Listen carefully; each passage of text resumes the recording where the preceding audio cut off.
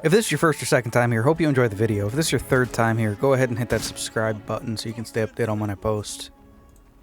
On the surface, Midsummer Island looks like another mist-covered corner of Atomfall.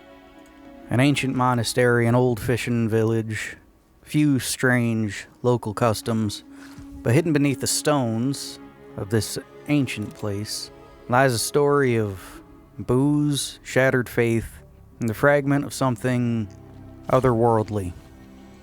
But I'm getting ahead of myself, as I oftentimes do. Long time ago, and even still to this day, many monasteries across the world like to brew alcohol, be it beer or wines or ales or meads or whiskey in some places. Sometimes champagne, sometimes, well, really anything that's type alcohol. They go through, they brew it. It's usually a type of export for them to bring in some money. While most monasteries don't allow drinking, some do. But it's just because they can't enjoy it doesn't mean others can't, right? So it's a great way for a lot of monasteries to supplement income, be able to take care of themselves. Now, the alcoholic beverage of choice for the monastery on Midsummer Island was ale. Now, for those of you that don't know, ale is technically a type of beer, right? It's made with fermented hops, usually some type of added sweetener, sugar, to help the yeast do its thing, and then it's just left to ferment.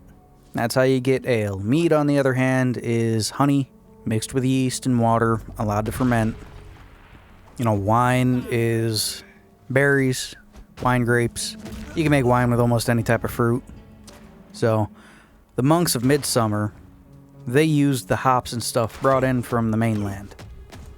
And the sweetener they used, the sugar to help the yeast do its job, was honey that they kept in the apiaries, I think that's how it's pronounced, housings for bees and the like, on the island. They also, if they wanted to, could probably brew a special type of mead, but they mostly stuck with their ale. Now, this ale was unique. They kept it to themselves. They didn't share it amongst the people. The reason being is because this ale was special to them, brewed in a special way, meant for only the monks of the abbey. They used it as a type of communion, to bring themselves closer to God. But as all things do, especially when they are so unique, a few bottles here and there made their way, I should say, to the fishing village at the mouth of the bay. The people of the fishing village that tasted this mead, this ale, they loved it. It was something that they had never had before. Something that brought them closer to their past, something that connected them to the world itself and brought them closer to God. The monks, seeing this, began to somewhat freely share their alcohol with the people of the island, less out of want and more out of strange necessity to do so. And of course, some of this alcohol ended up in private collections that was handed down for the next 350 years. People love the stuff.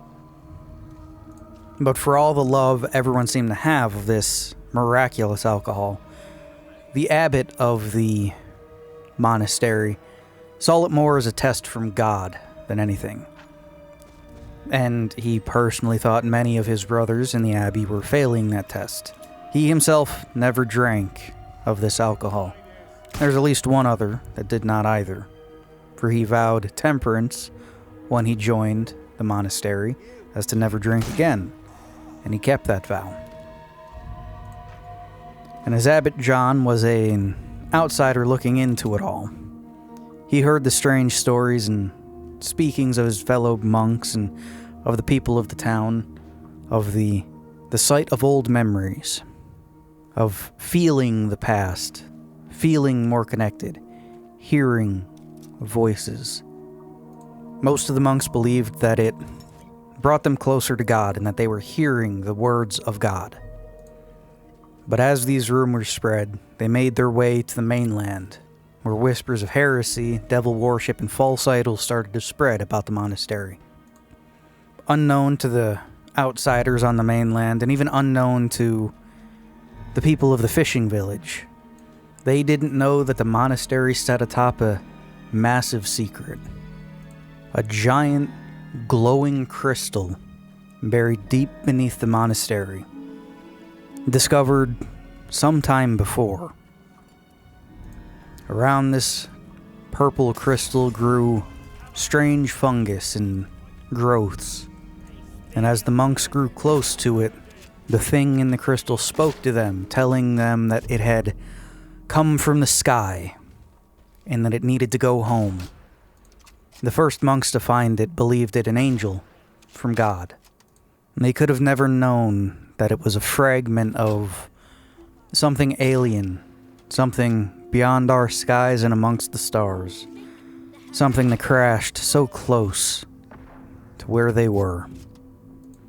As the monks revered this thing, it began to seep a strange, viscous liquid. They bottled this liquid and referred to it simply as the angel's essence. This essence was potent and miraculous. Drinking it would allow you to commune directly with the angel, open your mind, link you to it. They referred to this communion with the angel as the angel's mass. They took to putting small amounts of it in their wine as it fermented, in their ale as it was brewed. The monks saw it as communion with something that knew of God, was directly linked to God, was a servant of God.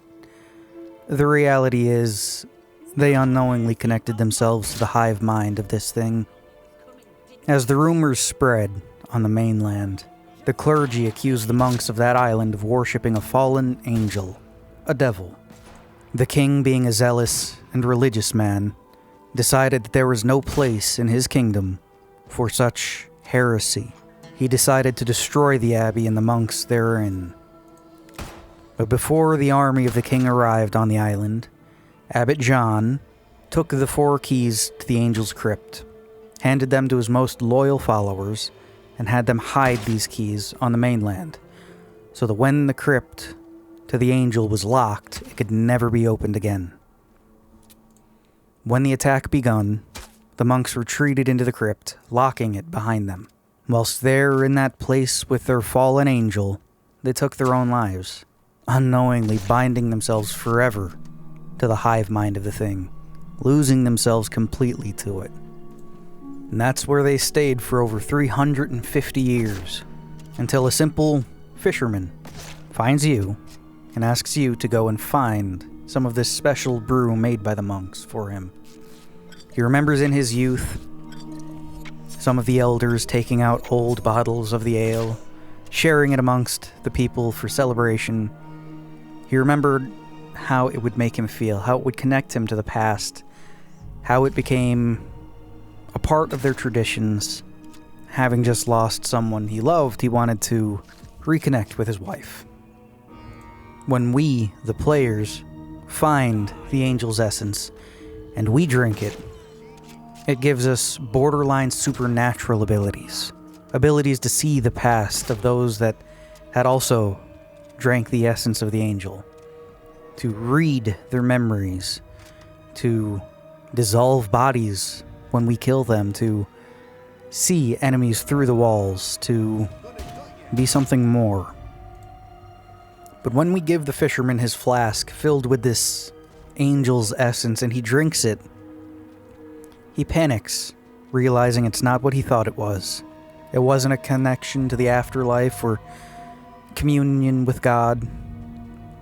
And he learned this as his mind was stripped away from him and replaced with one of the monks from 350 years before. That monk took control of his body, replacing him completely. The druids of the island also drink a special brew to try to bring them closer to the soil, as they call it, closer to the earth. Their brew is made with the corrupted fungus that seems to seep from parts of Oberon, which the angel is. Their brute has changed their bodies physically, being more in line with a feral than a thrall. They're more durable. Not faster, just more durable, and they bear the same color as the ferals we come across. Be them the aquatic ferals of Midsummer or the normal ferals we find in highly corrupted places. And this corruption spread even to the monks, and they did not know it at the time, since they were taking the pure essence of the angel. They had a direct link to it. They didn't even know they were being controlled. It was the angel that pushed them to share this tonic, this ale, with the people of the island, to gather more information, to learn more of the world. The monks weren't sanctified servants of God. They were unwittingly feeding their own flock a substance designed to absorb them into a hellish hive mind of a broken alien thing. Even Abbot John, in the end, ends up part of this hive mind, this angel. You as the player have to go and find him, so that you can speak directly to the angel.